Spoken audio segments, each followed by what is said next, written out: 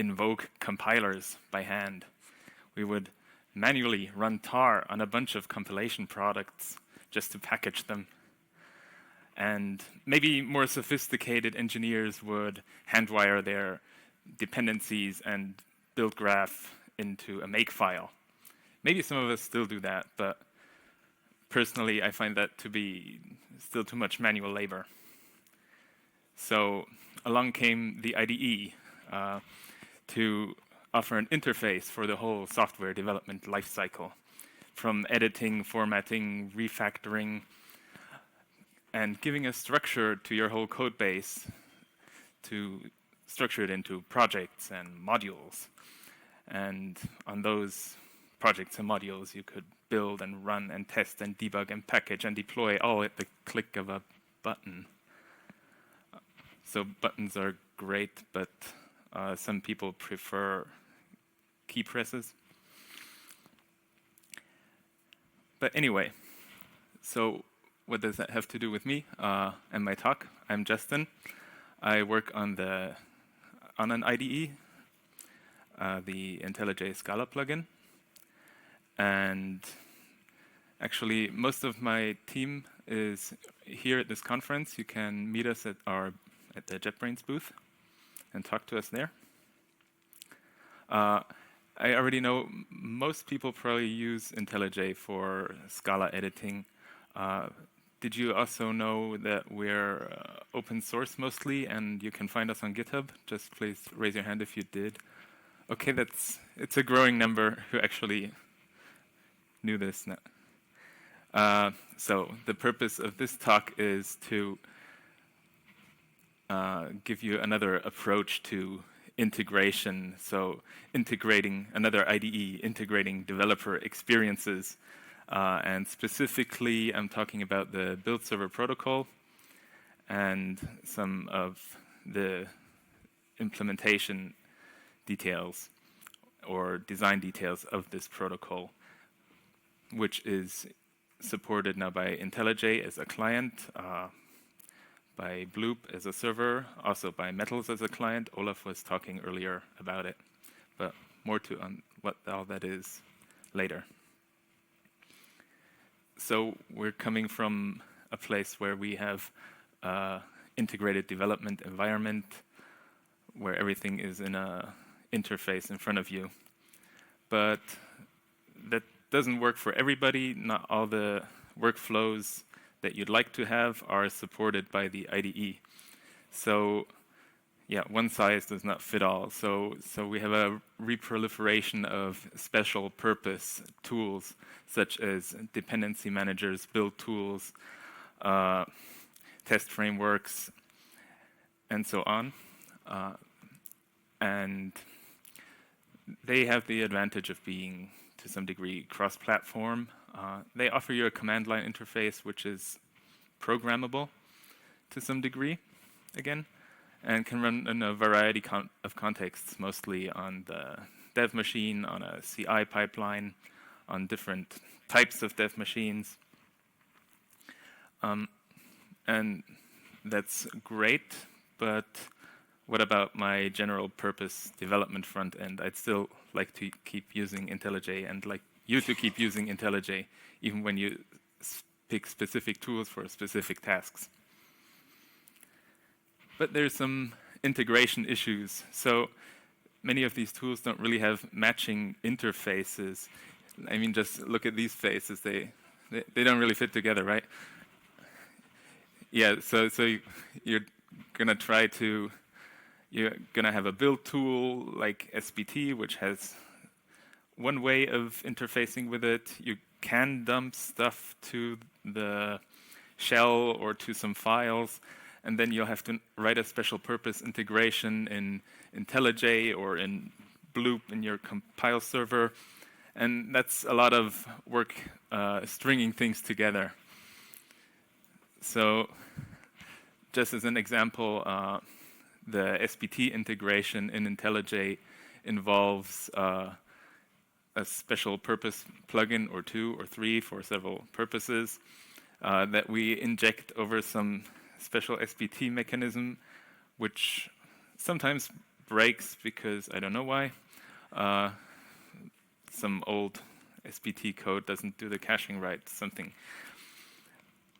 And then some special code in IntelliJ to map this structure that we've extracted and dumped to an XML file, and just read immediately again, and then try to map the SPT project structure to the IntelliJ project structure, which works most of the time, but not always. Another plugin just for shell integration, and that doesn't even give us nice compile output in IntelliJ.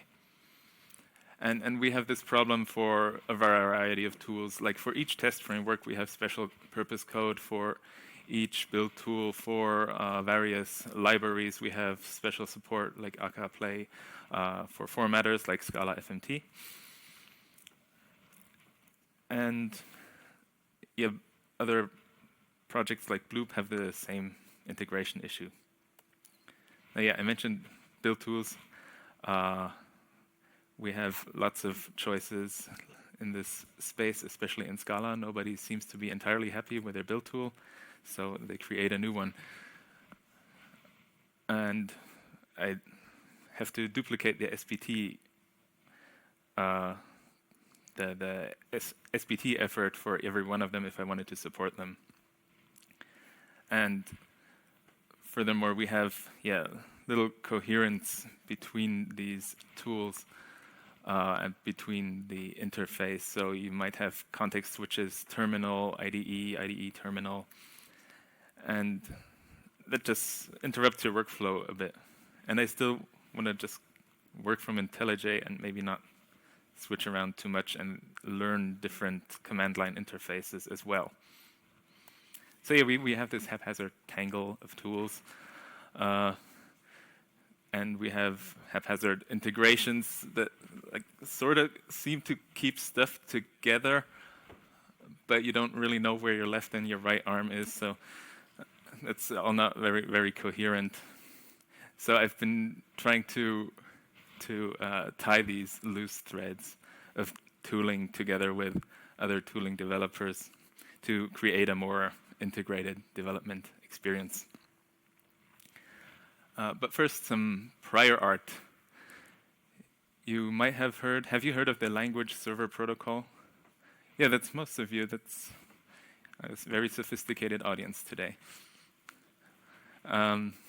This addresses one major integration bottleneck between editors and compilers, so by offering a standard way to communicate between them and offer specific actions and reporting errors and warnings and so on. This works pretty well for editor integrations, and it has been very successful, so much so that people keep asking us if we're going to support it in IntelliJ, but the answer is probably not, because of various challenges. So one of them is that the LSP doesn't really model the structure of the code base. It just tells you, you've got a bunch of files here. This is your workspace. Within these files, you might have some errors, warnings going on. You can have certain actions on points in the code, but it doesn't give us the deep model of the whole code base that we need in IntelliJ for some of the advanced features. Or alternatively, it would require each server to support them, even though we can support them relatively easily with our own infrastructure. And there's no direct mapping from LSP, which just gives you messages and actions, to IntelliJ, which has a whole syntax tree that represents also errors, so represents the syntax tree of the code and allows refactoring actions on it. And, well, some other things, like there's maybe no common concept of building, testing, running. To some degree that is fine. You just save and the server knows, okay, I need to recompile, but maybe you'd like more fine-grained support for that. Okay, I mentioned lots of build tools. So what if a new build tool emerges from the desert sands, such as Fury, which John Purdy is probably talking about right now or later or earlier. Anyway, he's here and talking about it. So Fury doesn't really have users yet, so I can't quite yet justify spending several weeks on supporting it, given that it would also increase the complexity of our code base by quite a bit if I worked on this for each build tool. And even SBT is still an ongoing effort to support correctly, because there's always new edge cases to be found where things don't work right together. But I wanna do this anyway, right? I'll just opening here, IntelliJ import project. I got Fury here, which is of course a project defined in Fury, and I want to just import it. And let's see if this works. It popped over on my screen. Here, so I just imported Fury into IntelliJ, and you see here the whole structure. It mapped it neatly to modules, Fury core, Fury build. Fury has this concept of source dependencies built right in, so you see all the source dependencies mapped to a separate module here. And I don't know, oops. I'll open a file, and I have a hard time viewing this. Okay, but all the stuff seems to work, like syntax highlighting or navigating to sources insofar they're available. So yeah, how did I do this? I did not implement Fury support in BSP. I did not implement Fury support in IntelliJ. But what I did do is implement BSP server support into Fury. And I implemented BSP client support into IntelliJ. So neither of these know about the other, so there's no special purpose integration between them. But they work together to some degree already. So,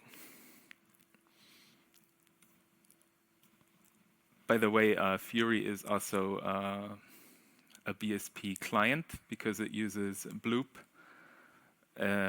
which I don't know who's talking about Bloop at this conference. Jorge is not talking, but he's here. You can talk to him about Bloop.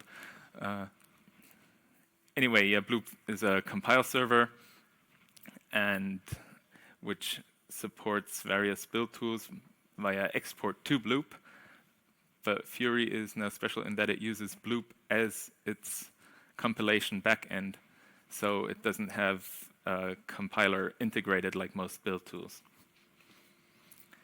So yeah, I was kind of inspired by a quote of supposedly Abraham Lincoln: "Give me 6 hours to fell a tree, and I will spend the first 4 sharpening my axe." And well, I thought, yeah, give me 1 month to support a build tool, and I will spend the first year developing a protocol. So here we are, the build server protocol. So this is very much inspired by, oriented to be compatible, to complement LSP, the language server protocol. It was originally wrote up as a draft by Olaf from the Scala Center. He earlier talked about Metals. Metals also uses BSP as its, for its core compilation backend. And so, yeah, like LSP integrates editors and compilers, language servers.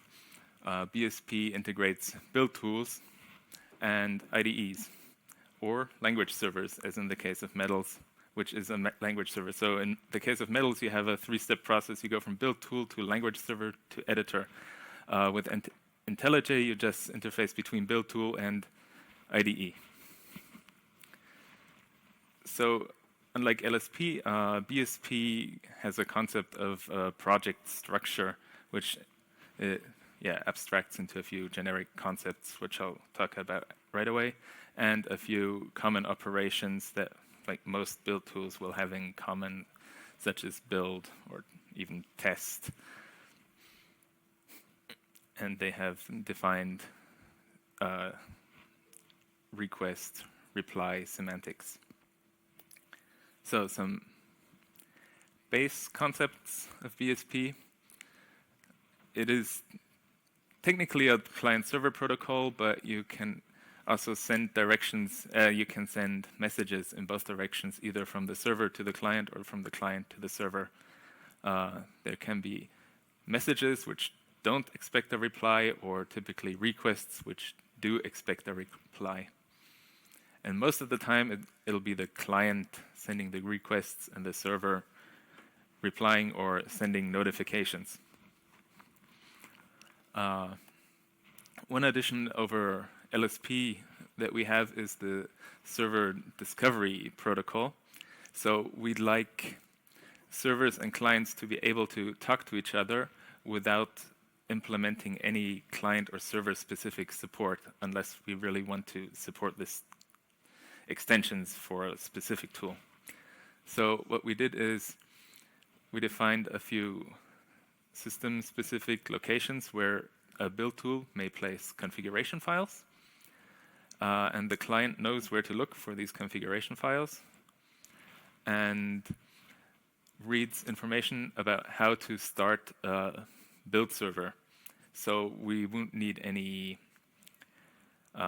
ports, or we don't need to configure any ports or IP addresses or anything. It's all in the file. And the server is then simply an executable which communicates over standard input, standard output. So this is very portable, so we don't need any system-specific communication protocols. The lifecycle of that, once the server is started, looks a bit like this. The client will start the server and then send a build initialize request. The server will answer and will eventually give a initialized message notification. Then all the interesting stuff happens, and when they're done, the client requests of the server to shut down and exit. Now, the interesting part is, or one of the interesting parts, is the definition of the build structure. So most build tools have some concept of projects and modules. In BSP, we call it targets.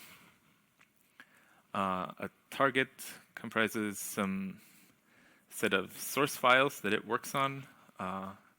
It has some capabilities, so you can test or can compile, can run, some stuff you can do with this target.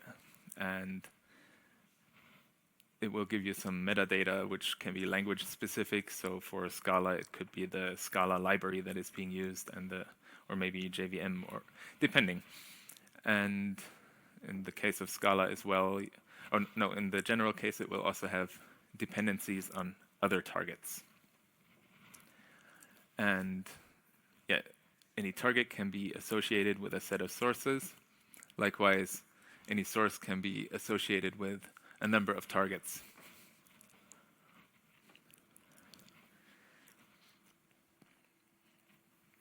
Now, on these targets, you can do some predefined actions. The most common one will probably be compilation. And analogously, you may some targets may support testing or even running if the build tool is so inclined. Now, you see here, after a compilation request for some targets, you may get numbers of diagnostics and progress. So diagnostics is the word for messages relating to your source code, so such as errors, warnings, anything else going on at a specific code location. These are exactly analogous to LSP diagnostics, so they can be forwarded by a language server as LSP diagnostics. And yeah. Another thing we have is progress notifications or tasks. So since a build server might have some long-running tasks, such as compilation will, for bigger projects, take a while, we want to give progress updates.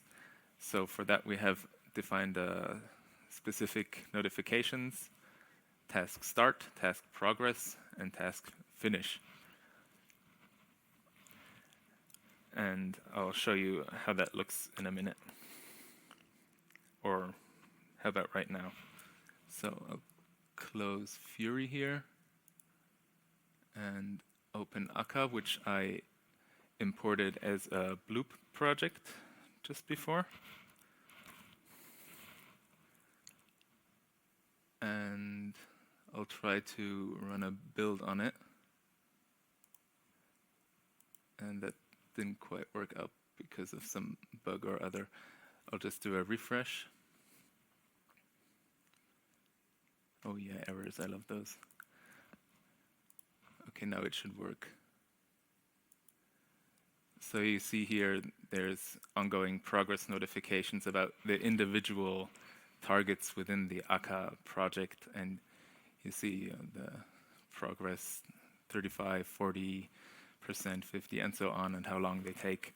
So with this can help you to actually get an overview of which part of your compilation is eating all the time, which modules are taking longer than all the others. So we saw here Akka actors took 23 seconds to compile, while others here, Akka OSGI was not even a second. And in the same window, you'll get a whole bunch of the diagnostics, so warnings, which you can navigate to directly. So I think this is an improvement over the existing integration we have for SBT.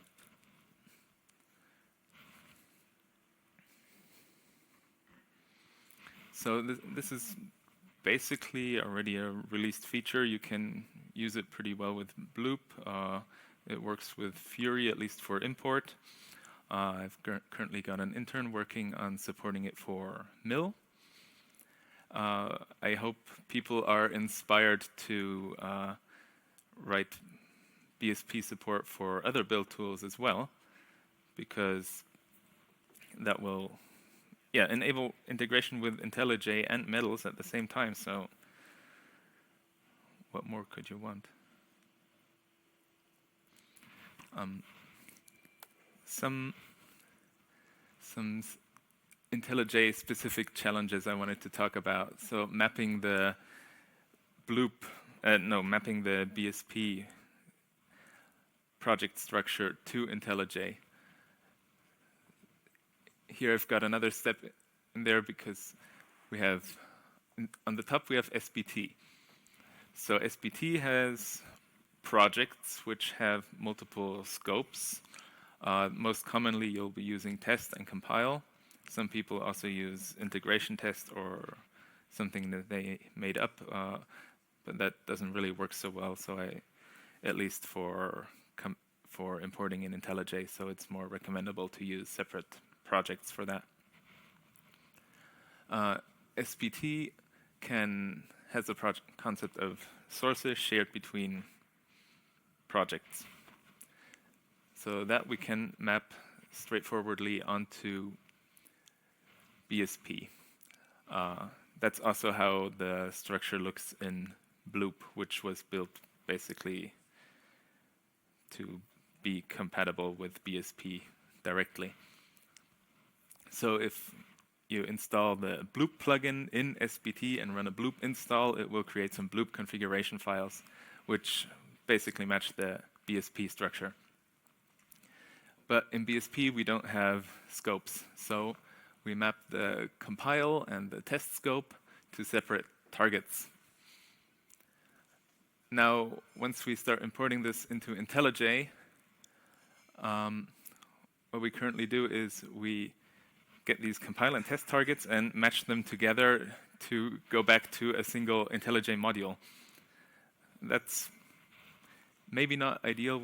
We're currently reconsidering if we want to map them to separate modules, but IntelliJ does support compile and test scopes, but no other scopes. So that's one reason it doesn't work well with integration test scope in SBT. Another challenge is shared sources. IntelliJ, for technical reasons, doesn't support sharing sources between modules. You have a one-to-one correspondence. So what we do instead is create synthetic modules that are depended upon by the modules that share this source.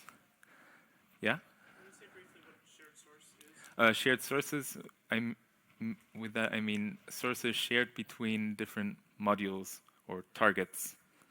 So if Do you normally have that in SBT, or is it? it's pretty common. So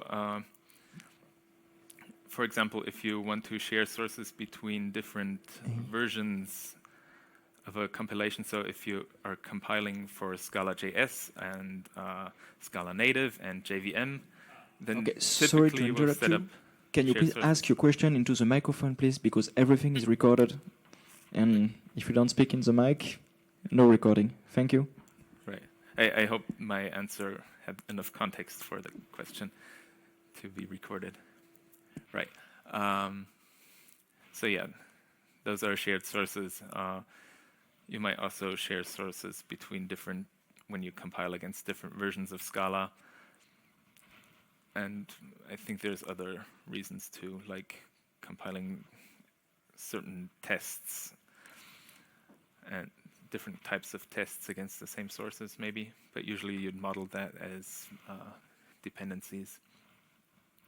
Right, so IntelliJ doesn't support these shared sources between modules, so we map it to a specific, to a synthetic module. And that works as long as these modules don't have conflicting dependencies, which is often the case. So you might get red code where in IntelliJ where that doesn't happen in the build tool itself. That's unfortunate, but right now it's what we got.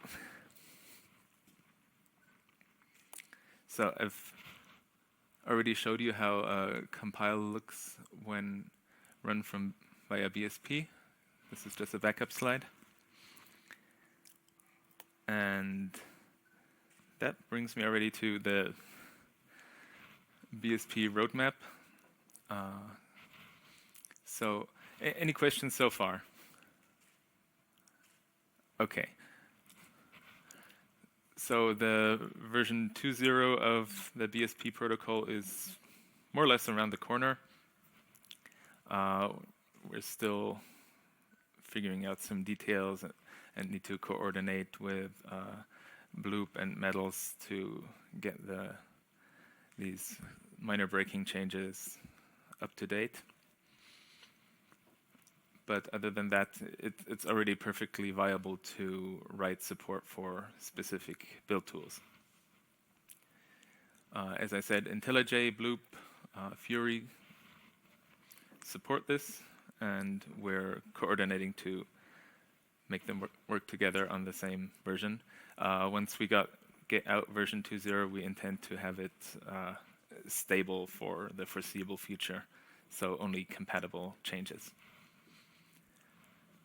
more build tools are already being worked on, specifically Mill. I think somebody was already also looking at Bazel. And within IntelliJ, the support is still a bit spotty, so we might want to support more languages, have better Java-specific support. Right now, it's only Scala, and Java is a subset of Scala, and some robustness in mapping projects. And I'm sure once you start using it, you'll find out lots of problems with it that I'll then fix. Going beyond that, tooling protocols, it's we might want to think about if we can replicate the LSP success for more tooling-specific tasks to integrate tooling. So some of them might fall into the scope of existing protocols, such as remote building. BSP is currently not dedicated to be remote, but it's made to be extensible enough that it would work with remote servers. Support more fine-grained support for testing. So in BSP, we only have basic support test this target, but if you want to support specific or different test frameworks in a generic way, you could think about how a protocol for that looks. Challenges with that are, of course, that sometimes tools are not generic enough or don't share enough common surface area to make this standardization necessary or useful. And of course, adoption. So I'm talking to you here in hopes of getting more adoption for BSP to make it actually useful, because as long as otherwise it's just some dead code sitting there. Out of interest, does anyone already use BSP in some form, like Bloop with IntelliJ or with Metals? Yeah, that's a few, but I hope more of you will get to try it out soon. Now that brings me to the end of the talk as such. I'd very much welcome any discussion or questions or comments by you. Yeah, Eugene?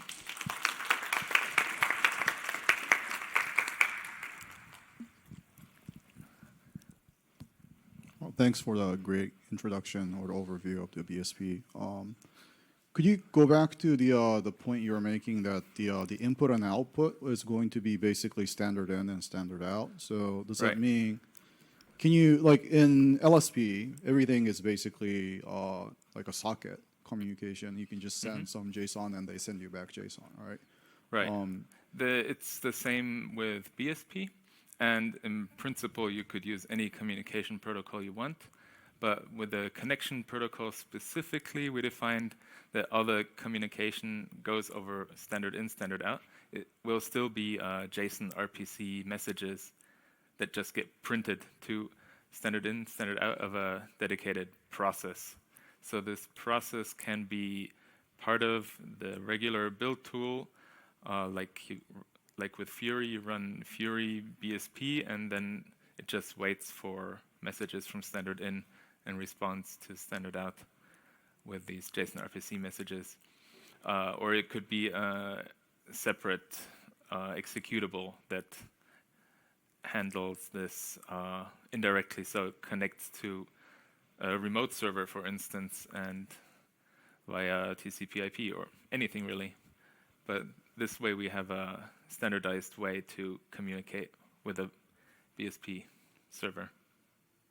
So does that mean the IntelliJ would always be the one that starts the process, essentially, right? Or yeah, because LSP, you can basically do the handshake after both the programs are kind of up and running. Yeah. So in this case, you just have you could have a resident server for BSP, And in this case, you just have a separate executable that just connects to this resident process and just pushes the messages to the standard out. Interesting. Okay, cool. Thank you. Thank you. Any other questions? Yes.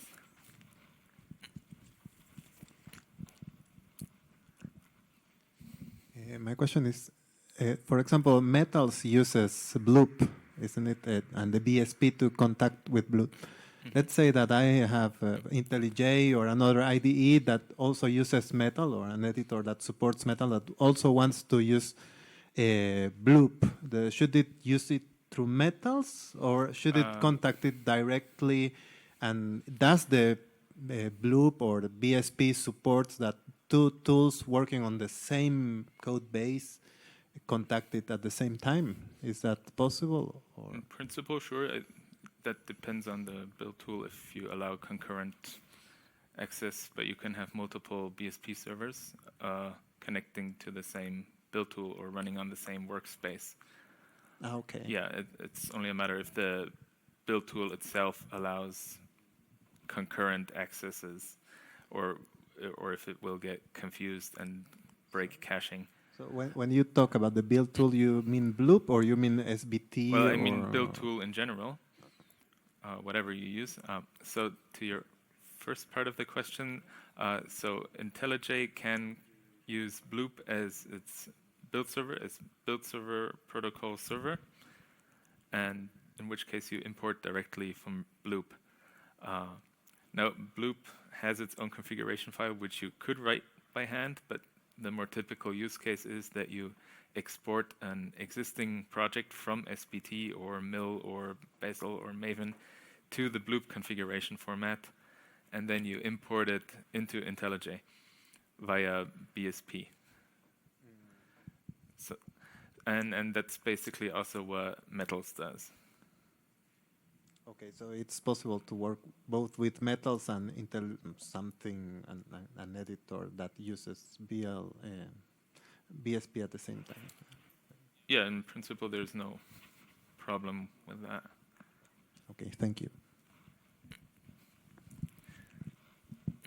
Hello, thank you. I wanted to say a couple of things. One, I think the standard in, standard out interface specifying that is utterly fantastic. As an Emacs user, I know that I can just print it out of the terminal and debug it, and then do whatever else I want. And it seems to support multiple tools at the same time, I think really naturally, without having to have every tool figure out like a socket interface. So I thought that was really, really cool. And I thought the module copying solution was also fantastic, because that was my main concern when thinking about how it integrated into IntelliJ was shared sources, and immediately you just described it. So I wanted to say that. And then the thing I actually wanted to ask was, is it possible for a tool to support a subset of the protocol? Is that something that can be declared?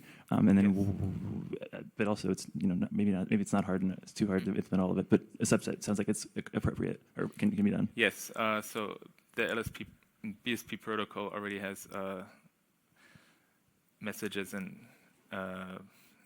has that. So the server and both server and client can declare their capabilities. There are some minimum set of capabilities that you need to support to have reasonable integration. But for instance, a build tool doesn't even need to be able to support compile. You can already import it into IntelliJ if it just supports some basic messages like give me targets and give me sources associated with the targets. That's enough to import it in IntelliJ. I'm going to look at the BSP protocol now. Thank you very much. Yeah. Yeah. Next question here. Can you give us a rough idea of the magnitude of the task of adding a new build tool? Like, how many lines of code do I have to write? Into IntelliJ or creating a BSP support within a build tool? Creating BSP support. I think it would depend a lot on the build tool. So the basic BSP support I had put into Fury was like 400 or 500 lines. Yeah. Was not too complicated. Most of it was understanding how Fury works. Okay. Is there a test suite that if we have an implementation that we could test it against? I think there probably is. There's several. There's a test kit in the BSP implementation. So there's a set of tests that you can run against the server. There is Scala check generators for all the messages in BSP, and a few other things. It's not complete, but it should give you a start. Yeah. Any other? Is that all? Yeah.